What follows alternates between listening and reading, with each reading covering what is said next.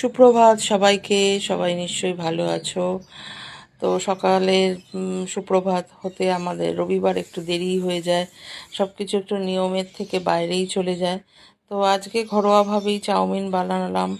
তো চাউমিনটাতে একটু স্বাদ বাড়ানোর জন্য উপরে যদি ম্যাগি মশলা দেয়া যায় খুব স্বাদ হয়। আমিও জানতাম না, তো আমাকে একজন বলল যে একবার দিয়ে দেখো, ম্যাগি মশলা খুব স্বাদ বেড়ে যায়। সত্যি যখন ছেলে মেয়েরা খেলো আজকে বলছে, মা জলখাবার ছেলেকে এত দিলাম সুন্দর খেতে চাউমিন, হয়েছে, মেয়েকেও দিয়েছি, তুমি মেয়ে প্রত্যেকবার পরের ওই ম্যাগি টাতে মশলাটা দেবে, আসছে। তাহলে তো আরও খেতে ভালো হবে। চাউমিন পেয়ে আর অপেক্ষার নেই। অবশ্য আমারও তাই এক সময় ছিল, এখন অতটা না হলেও। তো ওদের তো এখন এটা খুবই মানে আনন্দের খাবার। আর রুটি তরকারি হলে মনটা যা হয়ে যায়, আর মনের সাথে সাথে আমাদের মুখেরও তার বহিঃপ্রকাশ হয়ে যায়। তো সেটা তো আর কি। হ্যাঁ, সুন্দর হয়েছে না? হ্যাঁ, সে তো হবেই, সে তো জানি। আর সেটা যদি আবার বাইরে থেকে আসতো আরো ভালো হতো। তো সকাল সকাল আবার বাইরের খাবার এখন গরমের দিনে এমনি সুস্বাস্থ্যকর নয়।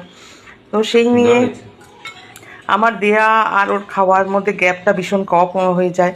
মানে যে দিতে দিতেই খেয়ে নিতে পারলে ভালো, কড়াই যখন করছি তখনও সেই একই ব্যাপার। তো এই নিয়ে আর কি খাওয়াটা দিনটা শুরু হলো। ব্রেকফাস্ট সানডে মানে সব সানডে মানে সে যাই হোক, তুমি নুন মিষ্টি যা দিয়ে দিয়ে দাও তাতেই হবে। আমি আবার একটু চাউমিনেতে স্বাদ বাড়ানোর জন্য ম্যাগি মশলা দিই ওপরে, তো ওতে স্বাদটা আরও ডবল হয়ে যায়। তো সাধারণভাবে ঘরোয়াভাবে এই রান্নাটা করলাম। এরপরে মেয়েকে দেখাবো, মেয়ের রিয়াকশান মেয়েকে। তো মেয়ে তো কিছুতেই ক্যামেরার সামনে আসতে চাইবে না, বলবে না তুমি ভাইকেই দাও, আমি খেয়ালম করে খেতে পারি না ফটো তুলতে তুলতে। আর মেয়েকে তো সবসময় বলি যে মেয়ের এসব জিনিস প্রচণ্ডই ফেভারিট, এগুলো হলে আর কিচ্ছু চাই না।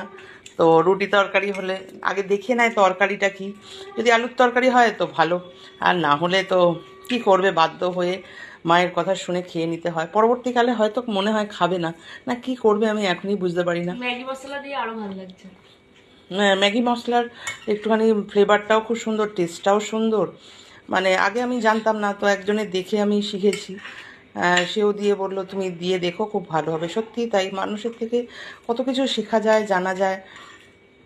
সবার সঙ্গে কথা বললেই যেমন তোমরা আমার একটা কখন অজান্তে বন্ধু হয়ে গেছো, এবং তোমাদের সব ছোট ছোট তাদের থেকে কত কিছু শিখি, বড়দের থেকে শিখি। একজন বয়স্ক ভদ্রমহিলা ভিডিও করেন, ঠাকুমার মতো বয়সী, কিন্তু তার থেকেও কত কিছু রান্না শিখি। তারা তারা যেটা জানে তা আমার পক্ষে সেটা তো সম্ভবই না, এবং তাদের অভিজ্ঞতা, তারা এতটা জীবন কাটিয়ে এসেছে। তো সব মিলিয়ে তাদের থেকেও শেখার আছে। তো শিখতে আমার খুব ভালো লাগে, বিশেষ করে রান্নার বিষয়ে এক্সপেরিমেন্টটা আমার খুবই ভালো লাগে। নতুনত্ব, একঘেয়ে জিনিস আমার আমার নিজেরই পছন্দ নয়। এইভাবেই চেষ্টা করি। সকালটা শুরু হলো এইভাবে, মেয়েকে দেখালাম। মেয়ে তো আসতে চায় না, তাই আজকে বললাম তুই খা, তোর তো ফেভারিট খাবার তো রুটি নয় যে মুখটা আর মনটা দুটোই খারাপ থাকবে। তো এই নিয়ে শুরু হলো। কেমন লাগছে মিষ্টি? ভালো, ভালো হয়েছে। দারুণ। আর রুটি তরকারি হলে কীরকম লাগবে?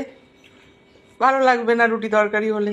ছেলে মেয়ে, এই ছেলেরও শেষ পাতটা দেখো, 5 মিনিটও লাগলো না, শেষ হয়ে গেল।